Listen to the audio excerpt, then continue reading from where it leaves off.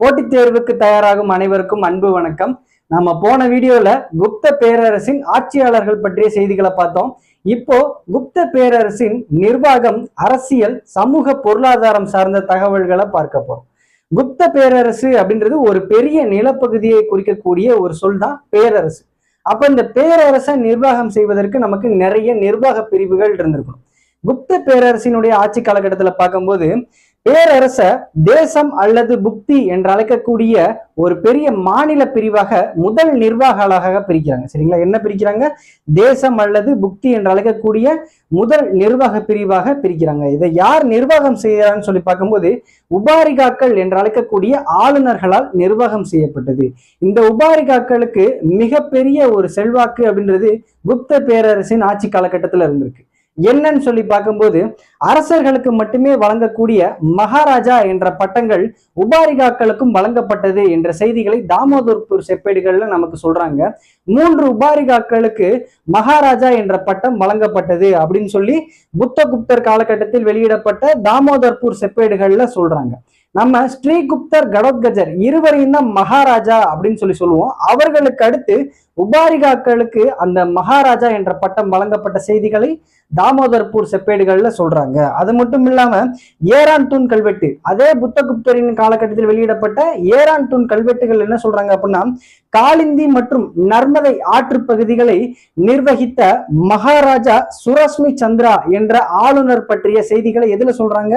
ஏரான் தூண் கல்வெட்டு. இவர் ஒரு ஆளுநர் தான். சுரஸ்மி சந்திரா என்பவர் ஒரு ஆளுநர். ஆனா அவருக்கு முன்னாடி என்ன சொல்றாங்க? மகாராஜா சுரஸ்மி சந்திரா என்ற ஆளுநர் பற்றிய செய்திகள் எதுல சொல்றாங்க அப்படின்னா ஏரான் தூண் கல்வெட்டுகள்ல சொல்றாங்க. அதுக்கடுத்து பார்க்கும்போது விஷயா என்ற மாவட்ட பிரிவுகள் வருது. சரிங்களா? முதல்ல மாநிலம், அதுக்கடுத்து மாவட்டங்களாக பிரிக்கிறாங்க. இந்த விஷயாக்களை யார் நிர்வகித்தான்னு சொல்லி பார்க்கும்போது விஷயபதிகள் நிர்வகிக்கிறாங்க. இந்த விஷயபதிகளை யார் நியமனம் செஞ்சான்னு சொல்லி பார்க்கும்போது உபாரிகாக்கள் தான் நியமனம் செய்வாங்க. சரிங்களா? இவங்களுக்கு அடுத்து பார்க்கும்போது விதி, பூமி, பதாகா, பீடா போன்ற நிர்வாக பிரிவுகள் மாவட்டத்தின் கீழ் இருந்தது அப்படின்னு சொல்றாங்க. குப்த பேரரசினுடைய நிர்வாக பிரிவுகள்ல அடிப்படை அழகாக என்ன இருக்கும் அப்படின்னா கிராமங்கள் இருந்திருக்கும். இந்த கிராமங்களை யார் நிர்வாகம் செய்யறான்னு சொல்லி பார்க்கும்போது கிராமிகா, கிராம அத்தியக்ஷா போன்ற அதிகாரிகளால் நிர்வகிக்கப்பட்டது. அது மட்டும் இல்லாம கிராமங்கள்ல கிராம மன்றம் என்ற மன்றம் இருந்த செய்திகளை எதுல சொல்றாங்க? தாமோதர்பூர் செப்பேடுகள்ல சொல்றாங்க. அந்த கிராம மன்றங்களை யார் நிர்வாகம் செய்யறான்னு சொல்லி பார்க்கும்போது மகாதாரா என்பவர் நிர்வகிக்கிறார். அந்த கிராம மன்றத்திற்கு என்ன பெயர் அப்படின்னா அஷ்டகுல அதிகாரணா அப்படின்னு சொல்றாங்க. 8 குழு உறுப்பினர்களால் நிர்வகிக்கப்பட்டது. அதனுடைய தலைமை அப்படின்னு சொல்லி பார்க்கும்போது மகாதாரா என்பவர் தலைமை வகிக்கிறார். இதுக்கடுத்து பார்க்கும்போது குப்த பேரரசினுடைய இறையாண்மை, அதாவது உச்சபட்ச அதிகாரம் யார்கிட்ட இருந்திருக்கும் அப்படின்னா அரசர்கள் கையில தான் இருந்திருக்கும். அப்படிப்பட்ட அரசர்கள் தங்களை தெய்வத்தன்மை பொருந்தியவர்கள் அப்படின்னு சொல்லிக்கிறாங்க. மக்கள் தங்களை கடவுளுக்கு ஒப்பானவர்களாக பார்க்க வேண்டும், மற்ற குறுநில மன்னர்கள் எல்லாருமே தங்களுக்கு கீழ்ப்படிய வேண்டும் என்ற கண்ணோட்டத்தில் தான் குப்த பேரரசர்கள் இருந்திருக்காங்க. உதாரணமா நம்ம பார்க்கும்போது சமுத்திரகுப்தர் அஸ்வமேத யாகம் நடத்தியிருந்திருப்பாரு. அந்த யாகத்தினுடைய இறுதி பகுதிகளில் நாணயங்கள் வெளியிட்டு இருந்திருப்பாரு. அந்த நாணயங்கள்ல மன்னர்களின் மன்னர் என்று தன்னை அறிவித்துக் கொள்வார். சரிங்களா? அதற்கு காரணம் என்ன அப்படின்னா மற்ற மன்னர்கள் எல்லாருமே எனக்கு கீழே தான் அப்படின்றத யார் சொல்றா? சமுத்திரகுப்தர் அவர்கள் சொல்றாங்க. அவருடைய அஸ்வமேத யாகத்தில் குறிப்பிடுகிறார். ஓகேங்களா? அதே மாதிரி அவங்க நிறைய பட்டங்களை வைத்துக் கொள்கிறார்கள். அரசர்கள் நிறைய பட்டங்களை சூட்டிக் கொள்கிறார்கள். என்னென்ன பட்டம் சொல்லி பார்க்கும்போது மகாராஜாதி ராஜா, பரம பட்டரக, பரமேஸ்வர, பரம தெய்வத, பரம பாகவத, சாம்ராட், தண்டவர நேந்திரிகா போன்ற பல பட்டங்களை சூட்டிக் கொள்கிறார்கள். இதுல பரம தெய்வத அப்படின்றதுக்கு மீனிங் என்ன அப்படின்னா கடவுளின் பக்தன் என்பதுதான் பரம தெய்வத என்ற பட்டத்திற்குரிய அர்த்தம். பரம பாகவத அப்படின்னா வாசுதேவ கிருஷ்ணனினுடைய பக்தன் அப்படின்றதுதான் பரம பாகவத என்ற பட்டத்திற்குரிய அர்த்தமாக இருந்திருக்கும். நம்ம பாகவத புராணம் என்பதை குப்தர்கள் காலகட்ட சான்றுகள்ல புராணங்கள்ல பார்த்திருப்போம். பாகவத புராணம் இந்த பாகவத புராணம் எதை சொல்லுது அப்படின்னு சொல்லி பார்க்கும்போது விஷ்ணுவினுடைய அவதாரங்கள்ல ஒன்றுதான் கிருஷ்ணர் அப்படின்னு சொல்லி இருந்திருப்பாங்க அந்த பாகவத புராணங்கள்ல. நம்ம இதுக்கடுத்து முக்கியமான அதிகாரங்கள் யார் கிட்ட போகும்னு சொல்லி பார்க்கும்போது மந்திரிகள் கிட்ட போகும். மந்திரிகள் குழுவை மந்திரி பரிஷத், மந்திரி மண்டலம் என்று அழைப்பார்கள். முக்கியமான மந்திரிகள் யார் யாரெல்லாம் இருந்திருக்காங்க அந்த செய்திகளை நம்ம பார்க்கலாம். பரிஷத் என்று அழைக்கக்கூடிய மந்திரி மண்டலம் பற்றி பார்க்கலாம். சபா என்ற ஒரு வார்த்தை அலகாபாத் தூண் கல்வெட்டுல இடம்பெற்றிருக்கும். வரலாற்று ஆசிரியர்கள் என்ன சொல்றாங்க அப்படின்னா, இந்த சபா என்ற வார்த்தை தான் மந்திரி மண்டலமாக இருக்கலாம், அதை குறிக்கக்கூடிய ஒரு வார்த்தையாக தான் இருக்கலாம் அப்படின்றத சொல்றாங்க. இப்ப அலகாபாத் தூண் கல்வெட்டுன்னு சொல்லி பார்க்கும்போது இதை பற்றி ஒரு முக்கியமான செய்தி இருக்கு. அலகாபாத் தூண் கல்வெட்டை நிறுவியது யாருன்னு சொல்லி கேட்டாங்க அப்படின்னா எல்லாரும் சமுத்திரகுப்தர் அப்படின்னு சொல்லுவாங்க. ஆனா உண்மையிலே அலகாபாத் தூண் கல்வெட்டை நிறுவியது யாருன்னு சொல்லி கேட்டாங்க அப்படின்னா ஆப்ஷன்ல அசோகர் இருந்தார் அப்படின்னா அசோகர் தான் அதுக்குரிய சரியான விடையாக இருக்கும். ஏன் அப்படின்னா இது மௌரியரினுடைய ஆட்சி காலகட்டத்தில் நிறுவப்பட்ட ஒரு தூண். இந்த தூண்ல அசோகரினுடைய பொறிப்புகள் முதல்ல அடங்கியிருக்கும். அவரினுடைய பொறிப்புகளை தொடர்ந்துதான் சமுத்திரகுப்தர் ஆட்சி காலகட்டத்துல ஹரிசேனர் என்பவரால் சமுத்திரகுப்தனுடைய சாதனைகளை 33 வரிகள்ல நாகரி வரி வடிவத்துல சமஸ்கிருதத்துல பொறிச்சிருந்திருப்பாரு. அவரை தொடர்ந்து ஜஹாங்கீரினுடைய ஆட்சி காலகட்டத்துல ஜஹாங்கீர் அவர்களினுடைய முன்னோர்களின் பெயர்களை பொறிச்சிருந்திருப்பாரு அலகாபாத் தூண் கல்வெட்டுல. இதனை பற்றிய செய்திகளை நமக்கு கன்னிங்ஹாமினுடைய குறிப்புகள் மூலமாக அறியப்படுகிறது. இந்த கன்னிங்ஹாம் யாரு? 1861 archaeological survey of India ASI என்பதை நிறுவியவர் தான் கன்னிங்ஹாம். சரிங்களா? இப்ப நம்ம மந்திரி பரிஷத்துல வருவோம். அமத்யா என்பவர் தான் அரசவையினுடைய CM அப்படின்னு சொல்றாங்க. அதாவது ஒரு அரசவை நடக்குது அப்படின்னா அதனுடைய முக்கியமான விஷயங்களை நிர்வாகம் செய்யக்கூடியவர் தான் யார் அப்படின்னா அமத்யா என்ற அமைச்சர். அவரை தொடர்ந்து சந்தி விக்கிரகா, போர் மற்றும் அமைதிக்கான அமைச்சரான சந்தி விக்கிரகா என்பவரை சொல்றாங்க. குமாரமாத்யா தனக்கென ஒரு தனி அலுவலகத்தை கொண்ட ஒரு அதிகாரம் மிக்க அமைச்சராக தான் யார் இருக்கா? குமாரமாத்யா அப்படின்றவர் இருக்காரு. மகா தண்டநாயகா அல்லது தண்டநாயகா இவங்க வந்துட்டு இராணுவம் மற்றும் நீதித்துறைக்கான அமைச்சர்களாக இருந்திருக்காங்க. இப்ப இந்த சந்தி விக்கிரகா, குமாரமாத்யா, மகா தண்டநாயகா இந்த 3 அமைச்சர் பதவிகளையும் ஒரு சேர ஒருத்தர் வைத்திருந்திருப்பாரு. அவர் தான் யார் அப்படின்னா ஹரிசேனர். சரிங்களா? ஹரிசேனர் சமுத்திரகுப்தரினுடைய அவைகள புலவராக இருந்த ஹரிசேனர் என்பவர் தான் சந்தி விக்கிரகா, குமாரமாத்யா, மகா தண்டநாயகா 3 பொறுப்புகளையும் வைத்திருந்திருப்பாரு. அது மட்டும் இல்லாம மகா தண்டநாயகா என்ற ஒரு பொறுப்பை பற்றி அலகாபாத் தூண் கல்வெட்டுல குறிப்பிடுறாங்க. மூன்று மகா தண்டநாயக அமைச்சர்களை பற்றி அலகாபாத் தூண் கல்வெட்டுகள்ல குறிப்பிடுறாங்க. அது மட்டும் இல்லாம அக்னிகுப்தர் என்ற மகா தண்டநாயகரை பற்றி ஒரு முத்திரையில குறிப்பிட்டு சொல்றாங்க. மகா தண்டநாயகா அக்னிகுப்தர் என்பவரை பற்றி. அதுக்கடுத்து பார்க்கும்போது மகா அஸ்வபதி குதிரைப்படை தலைவராக இருந்திருப்பாரு. மகா அஸ்வபதி. நீதிமன்றங்களை நம்ம எப்படி அழைக்கிறாங்க அப்படின்னா ஸ்தானம் அப்படின்னு சொல்றாங்க. நீதிமன்றங்களை தர்மஸ்தானம் அப்படின்னு சொல்றாங்க. நீதிபதிகளை தர்மாதிகாரர்கள் அப்படின்னு சொல்றாங்க. நீதிபதிகளை தர்மாதிகாரர்கள் அப்படின்னு சொல்றாங்க. முக்கியமான அதிகாரிகள் யார் யார் இருந்திருக்காங்கன்னு சொல்லி பார்க்கும்போது இராணுவ ரீதியாக பாலாதி கிருத்தியா அப்படின்றவர் இருந்திருக்காரு. இவர் காலாட்படை தளபதியாக இருந்திருப்பாரு. மகாபாலாதி கிருத்தியா இவர் குதிரைப்படை தளபதியாக இருந்திருப்பாரு. மகாபாலாதி கிருத்தியா. இராணுவ கிடங்குகளை ரணபந்தர் அப்படின்னு சொல்றாங்க. இராணுவ கிடங்குகளை ரணபந்தர் அப்படின்னு சொல்றாங்க. அதிகாரிகளினுடைய அலுவலகங்களை தண்டபாஷிகா அப்படின்னு சொல்றாங்க. அக்ஷ பதலதி கிருதா அப்படின்றவர் அரசு ஆவணங்களை பாதுகாப்பவர்களை அக்ஷ பதலதி கிருதா அப்படின்னு சொல்றாங்க. அரண்மனை ரீதியாக பார்க்கும்போது மகா பிரதிகாரா அரண்மனை காவலர்களினுடைய தலைவரை மகா பிரதிகாரா அப்படின்னு சொல்றாங்க. கத்திய பதிகா அப்படின்றவர் அரச சமையலறை கண்காணிப்பாளர். அரச சமையலறை கண்காணிப்பாளரை கத்திய பதிகா அப்படின்னு சொல்றாங்க. துடகா என்ற ஒற்றர் அமைப்பு இருந்திருக்கு. துடகா என்ற ஒற்றர் அதிகாரிகளும் இருந்திருக்காங்க என்பது தெரிகிறது. இவர்களின் ஆட்சி காலகட்டத்தில் பொருளாதாரம் எப்படி இருந்தது அப்படின்றத பார்க்கலாம். காமந்தர் என்பவரால் எழுதப்பட்ட நீதிசாரம் என்ற நூல்ல அரச கருவூலம் பற்றி சொல்லப்படுகிறது. காமந்தர் அப்படின்றவர் முதலாம் சந்திரகுப்தரின் ஆட்சி காலகட்டத்தில் இருந்தவர் தான் காமந்தர். அவர் எழுதிய நூல் நீதிசாரம் அப்படின்றது தெரியும். இந்த நீதிசாரம் என்ற நூல் அர்த்த சாஸ்திரம் என்ற நூலுக்கு இணையாக வைத்து பேசக்கூடிய ஒரு நூல். சரிங்களா? அர்த்த சாஸ்திரம், சாணக்கியர் என்பவரால் எழுதப்பட்ட அர்த்த சாஸ்திரம் என்ற நூலுக்கு இணையாக வைத்து பேசக்கூடிய நூல் நீதிசாரம். இது குப்தர்களினுடைய அரச கருவூலம் பற்றி கூறுகிறது அப்படின்னு சொல்றாங்க. கல்வெட்டுகள்ல இரண்யவஸ்தி என்று அழைக்கக்கூடிய கட்டாய உழைப்பு முறையை பற்றி சொல்றாங்க. அப்ப அன்றைய காலகட்டத்துல குப்த பேரரசர்கள் மக்களை கட்டாய உழைப்புக்கு உட்படுத்தினார்கள். அதாவது அடிமைகளாக கூட இருக்கலாம், இல்லது கீழ்த்தட்டு மக்கள், ஏன்னா வர்ணாசிரம முறைப்படிதான் இவங்க ஆட்சி செஞ்சிருப்பாங்க. அடித்தட்டு மக்கள் என்று இவங்க பிரிக்கக்கூடிய மக்களை இந்த மாதிரி இரண்யவஸ்தி என்று அழைக்கக்கூடிய கட்டாய உழைப்பு முறைக்கு உட்படுத்தப்பட்டிருந்திருக்கலாம் அப்படின்னு சொல்லி சொல்றாங்க. வேளாண்மை தான் முதன்மை தொழிலாக இருந்திருக்கு குப்தர்கள் ஆட்சி காலகட்டத்துல. அதுக்காக அவங்க 5 வித கலப்பைகள் அப்படின்றது பயன்படுத்தியிருக்காங்க. சரிங்களா? அதே மாதிரி நிலங்களை வகைப்படுத்தி இருந்திருக்காங்க. ஒவ்வொரு நிலத்தினுடைய தன்மையை பொறுத்து அவங்க கிட்ட இருந்து வரி விதிச்சிருக்காங்க. இப்ப சேத்ரா அப்படின்றது, சேர் அப்படின்றது வேளாண்மை நிலம் அப்படின்னு சொல்லுவாங்க. சேத்ரா அப்படின்றது வேளாண்மை நிலம். இது எப்படி ஞாபகம் வச்சுக்கலாம் அப்படின்னா, சேர்ல தான் வேளாண்மை செய்யணும். அப்ப சேத்ரா வேளாண்மை. கிலா அப்படின்னா இல்லாத நிலம் என்னது? தரிசு நிலம் அப்படின்றத சொல்றாங்க. இல்ல அப்படின்னா தரிசு நிலம். அப்ரகதா அப்படின்றாங்க. அப்பா கதை சொல்றாரு அப்படின்னா என்ன சொல்லுவாரு? ஒரு ஊர்ல ஒரு காட்டுல சிங்கம் இருந்தது அப்படின்னு சொல்றாங்க. அப்ப காட்டுல அப்படின்றது காடுகளினுடைய நிலம் அப்படின்றத சொல்றாங்க. வஸ்தி அப்படின்றது வீடு கட்டணும் அப்படின்னா வாஸ்து பார்த்து கட்டுங்க அப்படின்றத சொல்லுவாங்க. அப்ப வஸ்தி அப்படின்றது குடியிருப்பு நிலம் அப்படின்றத சொல்றாங்க. ஓகேங்களா? அதுக்கடுத்து என்ன சொல்றாங்க?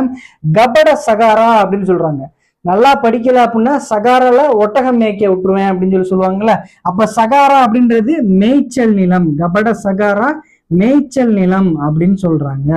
இதே மாதிரி நிலங்களை வகைப்படுத்துறாங்க. அதே மாதிரி நிறைய வரிகளை விதிக்கிறாங்க. என்னென்ன வரிகள் சொல்லி பார்க்கும்போது, பாகா அப்படின்றது விளைச்சல்ல 6ல் 1 பங்கு. சரிங்களா? ஒரு விவசாயி விளைச்சல் செய்யறாரு அப்படின்னா அதுல 6ல் 1 பங்கு அரசருக்கு கொடுத்துடணும். அது ஒரு வரி. அந்த வரி பேரு பாகா அப்படின்னு சொல்றாங்க. போகா அப்படின்னு சொல்லி பார்க்கும்போது பழங்கள், விறகுகள், பூக்கள், இதுல எல்லாம் அரசருக்கு 1 பங்கு போகும். பழங்கள், விறகுகள், பூக்கள், இது 3லயும் அரசருக்கு 1 பங்கு போகுது. அததான் போகா வரி அப்படின்னு சொல்றாங்க.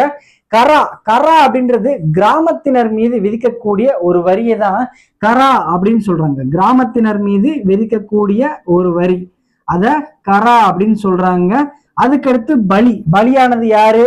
நாம தான் அப்படின்றது. அப்ப பலி அப்படின்றது மக்கள் குறிப்பிட்ட இடைவெளிகள்ல ஒரு வரி விதிக்கணும். அந்த வரி அப்படின்றது பலி அப்படின்னு சொல்றாங்க. முதல்ல இந்த வரி அப்படின்றது மக்கள் விரும்பி கொடுத்தாங்க. அதுக்கடுத்து என்னங்க, பலியானது நாங்க தாண்டா அப்படின்ற மாதிரி மக்கள் கட்டாயமாக அரசருக்கு கொடுக்கணும் அப்படின்னு சொல்லி பலவந்தப்படுத்தப்பட்ட ஒரு வரி தான் என்ன சொல்றாங்க? பலி வரி அப்படின்னு சொல்றாங்க. உதியங்கா அப்படின்றாங்க. நம்மளை காவல் காக்கணும் அப்படின்னா காவலர்களுக்கு ஊதியம் கொடுக்கணும் இல்லையா? அப்ப உதியங்கா அப்படின்றது காவல் வரி அல்லது நீர் வரி அப்படின்னு சொல்றாங்க. காவல் வரி அல்லது நீர் வரி அப்படின்னு சொல்றாங்க. உபரிகரா, உபரி அப்படின்றது என்னது? தேவைக்கு அதிகமாக இருக்கும். அப்ப அது என்னவா இருக்கும்? நமக்கு தேவையில்லாததா இருக்குமா? முதல்ல இந்த வரி என்னதுக்காக பயன்படுது அப்படின்றத ஒரு சொல்லக்கூடிய வரி தான் உபரிகரா. எதுக்காக இது வசூல் பண்ணாங்கன்னே தெரியல அப்படின்னு சொல்லி சொல்றாங்க. எதுக்காக வசூல் பண்ணாங்கன்னே நமக்கு தெரியல, உபரிகரா அப்படி சொல்றாங்க. ஹிரண்யா அப்படின்றது தங்க நாணயங்களுக்கான வரியத்தான் ஹிரண்யா அப்படின்னு சொல்றாங்க. தங்க நாணயங்கள் யாராவது வாங்குறாங்க அல்லது விற்கிறாங்க அப்படின்னா அதற்கான ஒரு வரியாக ஹிரண்யா என்பது இருந்திருக்கு. வாதபூதா அப்படின்றது அந்த பேர்ல இருக்கு. காற்று மற்றும் பூதங்களுக்கான, காற்று மற்றும் பூதங்கள் இதனுடைய சடங்கு நிகழ்ச்சிகளுக்காக விதிக்கப்பட்ட வரியத்தான் வாதபூதா. இது ஒரு மூட நம்பிக்கை சார்ந்த ஒரு வரியாக பார்க்கப்படுகிறது. அதுக்கடுத்து ஹலிவகரா, கஷ்டப்பட்டு விவசாயம் செய்து உழைக்கக்கூடிய விவசாயிகள் அவங்க சாப்பிடக்கூடிய உணவு அப்படின்றது களியா தான் இருந்திருக்கு அப்படின்றத சொல்லக்கூடியதா ஹலிவகரா. அப்ப ஹலி அப்படின்றது விவசாயிகளை பத்தி சொல்லுமா? அப்ப கலப்பைகள், சரிங்களா, கலப்பைகள் வைத்து கொண்டுள்ள உழவர்கள் கலப்பைகள் வைத்திருந்தா கூட அவங்களுக்கு என்ன வைக்கிறாங்க? வரி விதிக்கிறாங்க. ஹலிவகரா அப்படின்னு சொல்றாங்க. சுல்கா அப்படின்றது சுங்கவரி அப்படின்னு சொல்றாங்க. சுல்கா என்பதை சுங்கவரி அப்படின்னு சொல்றாங்க. கிளிப்தா அல்லது உபகிளிப்தா, நிலப்பதிவின் போது விதிக்கக்கூடிய விற்பனை வரியாக கிளிப்தா அல்லது உபகிளிப்தா அப்படின்னு சொல்றாங்க. நிலப்பதிவின் போது விதிக்கக்கூடிய விற்பனை வரியத்தான் கிளிப்தா அல்லது உபகிளிப்தா அப்படின்னு சொல்றாங்க. இதுக்கடுத்து குப்தர்களினுடைய வணிகம் பற்றிய செய்திகளை நம்ம பார்க்கலாம். குப்தர்களின் ஆட்சி காலகட்டத்தில் வணிகம் எப்படி இருந்ததுன்னு சொல்லி பார்க்கும்போது, வணிக குழுக்கள் இருந்திருக்காங்க. இந்த வணிக குழுக்கள் தன்னாட்சி அதிகாரம் பெற்ற வணிக குழுக்களாக இருந்திருக்கு. என்ன காரணம் அப்படின்னா அவங்களுக்குன்னு ஒரு சட்டங்கள் வச்சிருக்காங்க. ஒரு வணிகர் ஒரு வணிகம் சார்ந்து ஏதாவது தவறு செய்கிறாரு அப்படின்னா அவரை தண்டிக்கக்கூடிய உரிமை அளவுக்கு யாருக்கு இருக்கு? வணிக குழுக்களுக்கு இருந்திருக்கு. இந்த சட்டங்களை யாரு ஏற்றுக்கொள்ளணும்? அரசனும் ஏற்றுக்கொள்ள வேண்டும் அப்படின்ற செய்திகளை நமக்கு சொல்றாங்க. சரிங்களா? அது மட்டும் இல்லாம வணிக குழுக்கள்ல ஒரு தலைவர் இருப்பாரு, 3 அல்லது 5 அதிகாரிகள் இருந்திருப்பாங்க. இந்த வணிக குழுக்களை 2ஆ பிரிக்கிறாங்க, சிரேஷ்டி, சார்த்தவாகா. சிரேஷ்டி அப்படின்றவங்க வந்துட்டு ஒரே இடத்துல நிலையாக இருந்து வணிகம் செய்பவர்களை சிரேஷ்டி அப்படின்னு சொல்றாங்க. இடம் விட்டு இடம் பெயர்ந்து சென்று வணிகம் செய்பவர்களை சார்த்தவாகா அப்படின்னு சொல்றாங்க. தாமிரலிப்தி, வங்கத்தினுடைய முக்கியமான வணிக மையம் தான் தாமிரலிப்தி. கிழக்கு கடற்கரையினுடைய முக்கிய வணிக மையமாகவும் இருந்தது தாமிரலிப்தி அப்படின்னு சொல்லி யார் சொல்றா அப்படின்னா பாகியான், சீன பயணியான பாகியானோட குறிப்புகள்ல சொல்றாங்க. பாகியான் அப்படின்றவர் இங்க எப்ப வந்திருப்பாரு? 2ஆம் சந்திரகுப்தரினுடைய ஆட்சி காலகட்டத்துல வந்திருப்பாரா? அவரு என்ன சொல்றாரு? தாமிரலிப்தி என்ற வணிக மையத்தை பற்றி குறிப்பிடுகிறார். அதே மாதிரி பஞ்சமண்டலி என்ற குழும நிறுவனம் பற்றி சொல்றாங்க. பஞ்சமண்டலி என்ற குழும நிறுவனம் யார் சொல்றா அப்படின்னா 2ஆம் சந்திரகுப்தரினுடைய ஆட்சி காலகட்டத்தில் உருவாக்கப்பட்ட சாஞ்சி கல்வெட்டு, சாஞ்சி பாறை கல்வெட்டுகள்ல பஞ்சமண்டலி என்ற ஒரு குழும நிறுவனத்தை பற்றி சொல்கிறார்கள். அதே மாதிரி பெரிய அளவுல வணிகம் நடைபெறும் போது தங்கத்தை பயன்படுத்துறாங்க.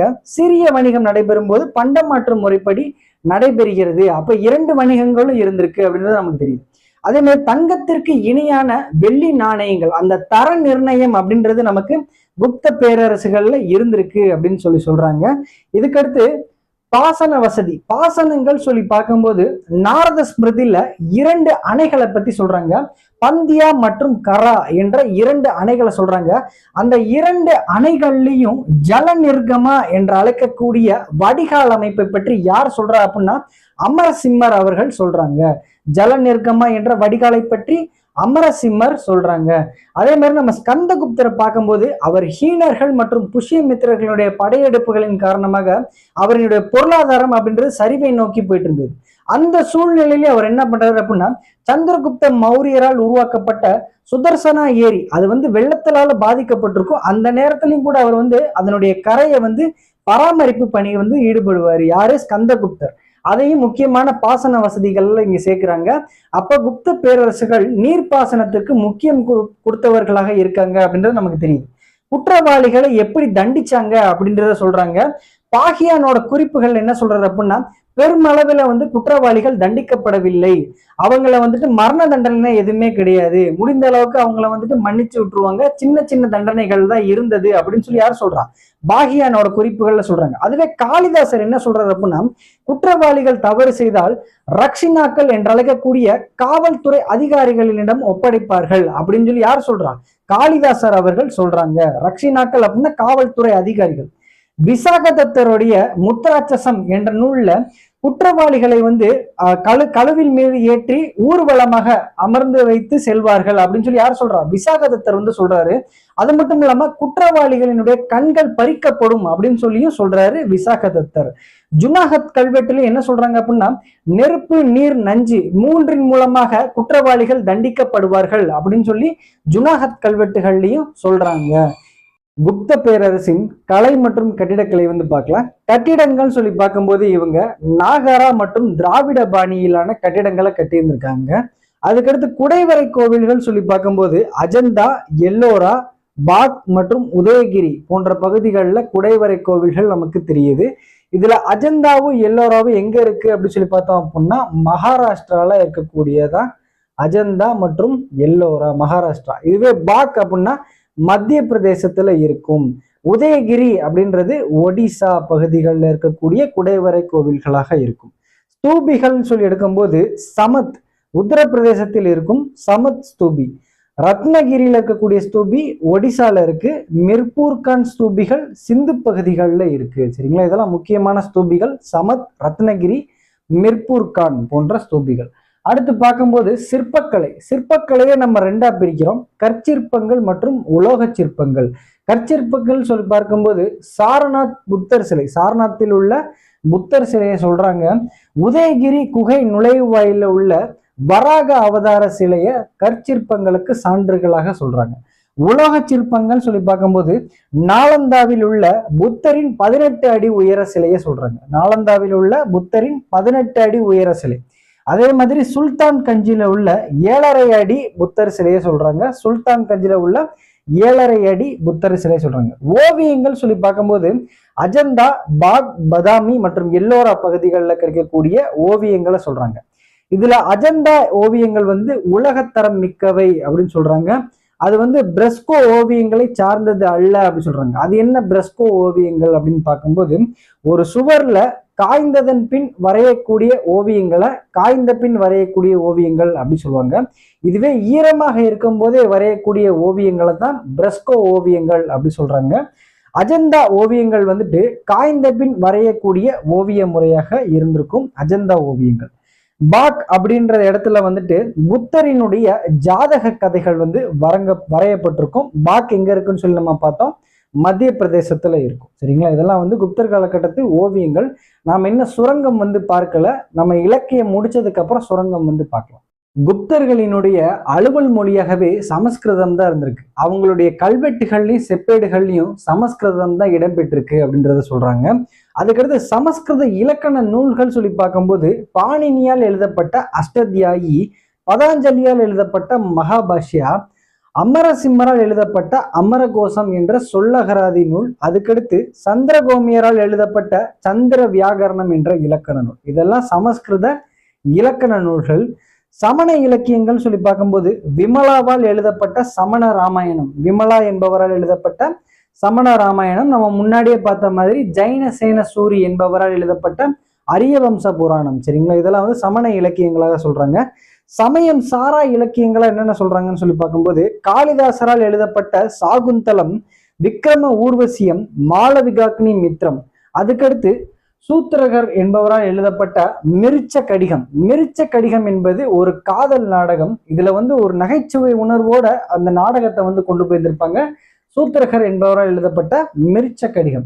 விசாகதத்தரால் எழுதப்பட்ட தேவி சந்திரகுப்தம் முத்ராட்சசம். முத்ராட்சசம் என்பதை நம்ம முன்னாடியே பார்த்தோம், முத்திரையின் வரலாறு. சரிங்களா, அது யாரால் எழுதியிருப்பா? விசாகதத்தரால் எழுதப்பட்ட தேவி சந்திரகுப்தம் முத்ராட்சசம் என்ற நூலை சொல்றாங்க. அதுக்கடுத்து நாலந்தா பல்கலைக்கழகத்தை பற்றிய ஒரு செய்திகள் வந்து இருக்கு.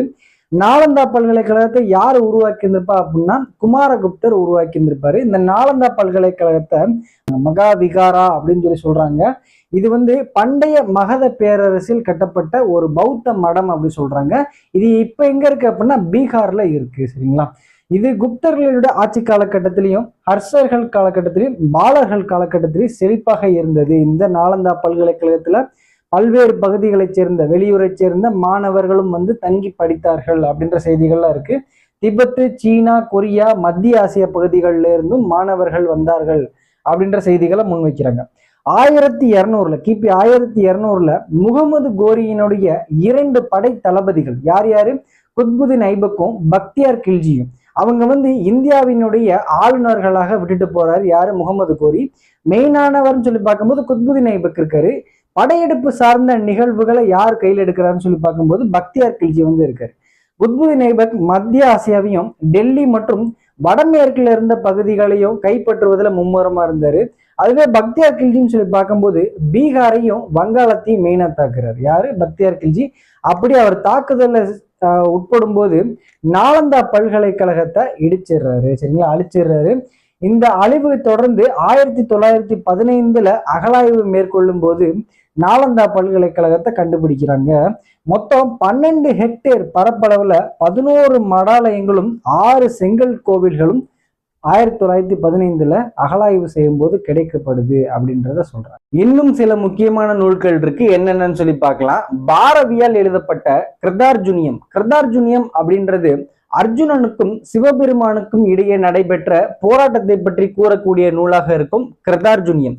தண்டி அவர்களால் எழுதப்பட்ட காவிய தரிசனம் தசகுமார சரிதம். தசகுமார சரிதனம் அப்படின்றது 10 ராஜகுமாரர்களினுடைய வாழ்க்கையை பற்றி கூறக்கூடிய நூலாக இருக்கும் தசகுமார சரிதம். அடுத்து ஆரியபட்டரால் எழுதப்பட்ட ஆரியபட்டியம் சூரிய சித்தாந்திகா. சூரிய சித்தாந்திகா என்ற நூல்ல சூரிய கிரகணத்தை பற்றி சொல்லியிருந்திருப்பாரு. அதே மாதிரி புவியினுடைய சுற்றளவை பற்றி ஒரு நவீன மதிப்பீட்டிற்கு நிகராக, அதாவது கிட்ட வந்து அவருடைய மதிப்பீட்டை வந்து சொல்லியிருந்திருப்பாரு சூரிய சித்தாந்திகால. அது மட்டும் இல்லாம புவி வந்து தன்னுடைய அச்சில் தான் சுழல்கிறது, அந்த செய்தியையும் சூரிய சித்தாந்திகால சொல்லியிருந்திருப்பாரு. வராகமிகிரால் எழுதப்பட்ட பஞ்ச சித்தாந்திகா, பிரகத் சம்ஹிதா, பிரகத் ஜாதகா போன்ற நூல்களை வராகமிகிரர் எழுதியிருந்திருப்பாரு. இதுல இந்த பிரகத் சம்ஹிதா என்ற நூல் வானவியல், புவியியல், தாவரவியல் சார்ந்த செய்திகளை வந்து சொல்லும். பிரகத் சம்ஹிதா யார் எழுதியிருந்திருப்பா? வராகமிகிரர் எழுதியிருந்திருப்பார். பிரம்மகுப்தரால் எழுதப்பட்ட பிரம்மஸ்புத சித்தாந்தா, கண்டகாத்தியகா என்ற 2 நூல்கள் எழுதியிருந்திருப்பாரு.